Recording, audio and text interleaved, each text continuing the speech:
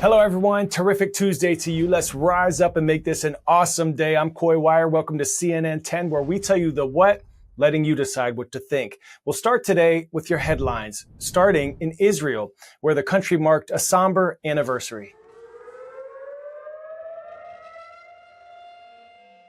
October 7th marked 1 year since the deadliest terrorist attack in Israel's history, where Hamas killed nearly 1,200 people and kidnapped 251 others.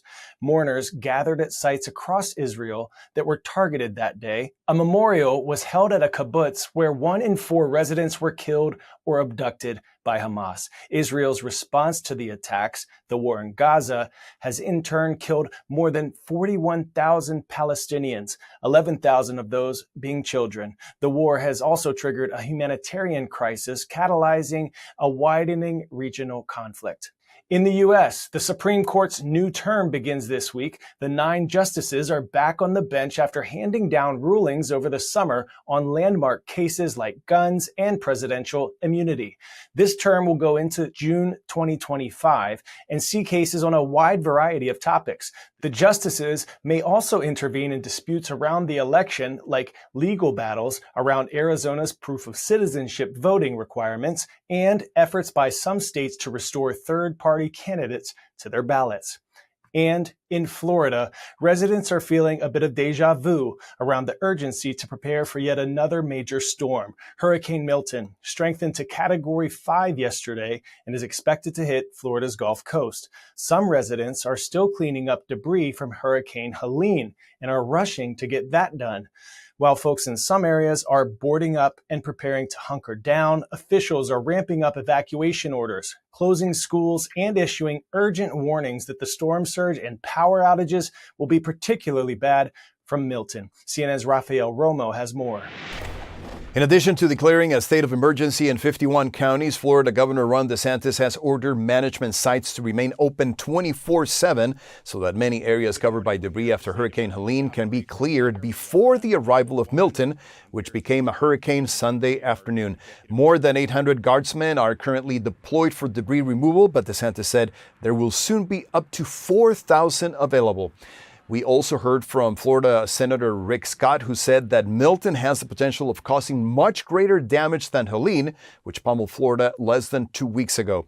With Helene, Scott said, over 1 million households were left without power. Milton has the potential of having an impact that will be much worse. It seems like a lot of our storms have become water events. We got it all with this one.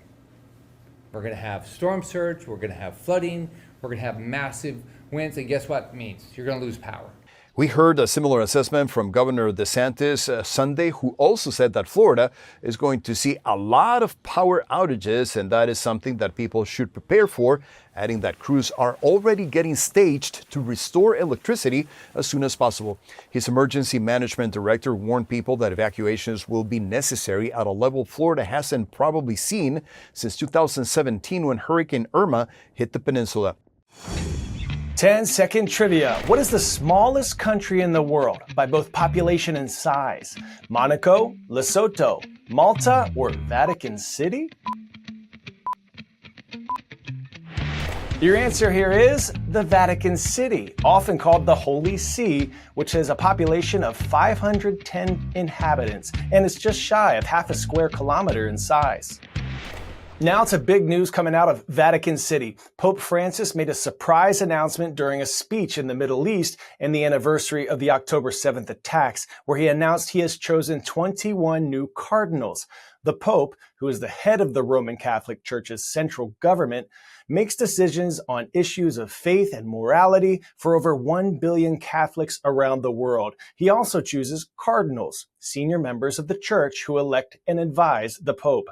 As Pope, Francis has made the group of cardinals who will elect his successor more representative of the worldwide church, choosing bishops from Iran, Ukraine, Indonesia, Japan, and the Ivory Coast. CNN's Christopher Lamb has more. Pope Francis on Sunday causing a surprise in the Vatican when he announced he will be creating 21 new cardinals. Now, choosing cardinals is the closest thing a pope has to succession planning, because it is from the cardinals that the pope is chosen, and it is the cardinals who will select the successor to Pope Francis. The 87-year-old pontiff choosing cardinals from across the globe, and significantly, the Archbishop of Tehran in Iran, a sign that the Pope is seeking to push for dialogue and peace in the Middle East. And by choosing a cardinal from Iran, he is bolstering the work of the Church in this area. Before announcing the names of the cardinals, the Pope commemorated the one-year anniversary of the October 7th Hamas attacks, calling for the release of hostages and for peace across the region, including in Lebanon, and for an end to retaliatory attacks. Now, throughout his pontificate, Francis has thrown out the old unwritten rulebook for when it comes to appointing cardinals. In the past, there were cardinals chosen from specific parts of the world, including in Italy, but Francis has changed all that. He chooses cardinals from the far-flung peripheries of the church, and today Francis chose cardinals from Indonesia, the Ivory Coast, Algeria. Francis seeking to, in a way, reward the unsung heroes of the church with his choices. And he has, over his pontificate, changed and reshaped the body of cardinals and men who will be choosing whoever comes after him. So a significant decision by the Pope today. It's time to go local now with a new segment where we take a look at the stories that might be unique to your city or your state. We kick off in Flagstaff, Arizona, where a cauldron of bats has taken over an entire dorm at Northern Arizona University. Who knew Arizona is home to 28 species of bats, which is second only to Texas? Our affiliate KTVK KPHO has more on the story. NAU says the bats were first noticed in September. They've had crews come out, try different ways to mitigate the bats from coming and going. But the problem has only gotten worse, and now students in this dorm building have been told they need to pack up and leave right before midterms. Bats can make some noise. They were out of sight, hiding somewhere in the roof of Mountain View dorm. But just after sunset, a few hundred bats crawled out of the cracks to take flight. I just heard like squeaking coming from like the walls and stuff, and I was like, oh no. So far, NAU says one bat captured in September tested positive for rabies. The university says no injuries, but a few students were given a rabies shot as a precaution. NAU also sending students an email about the situation. Here's what you do if you encounter a bat with rabies. And it's like, how about I don't encounter the bat with rabies? That would be fantastic. Allison and her roommate Brenna are two of the 550 students that were told they need to move out because of the bats. They know where they're moving to, but aren't moving out until tomorrow.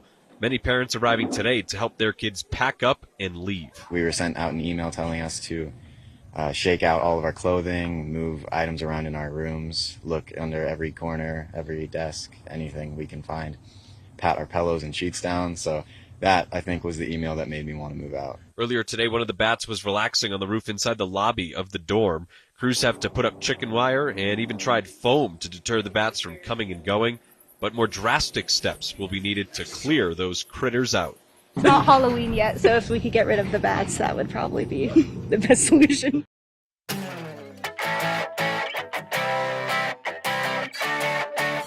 Today's story getting a 10 out of 10. This guy must be lost. The owners of this home in New Hampshire didn't find it too amusing when this buck ended up in their pool, stuck under the pool cover. Police and fire departments responded to the call and removed the pool cover to help the moose get loose. It quickly walked out on its own to a wooded area nearby where the curious cervid will remain anonymous. All right, it's shout out time now. Today we're sending a big shout out to Hayes Middle School in Hayes, Kansas. Keep flying high, Falcons. We see you. Don't forget, tomorrow is #YourWordWednesday. Follow me at KoiWire on social and put your unique vocabulary word in the definition of the comment section of my most recent post, along with your school, your city, your state, and your teacher's name. And we're going to choose a winner to work into tomorrow's show. Good luck. We hope you and everyone watching around the world have a wonderful one. I'm KoiWire, and we are CNN10.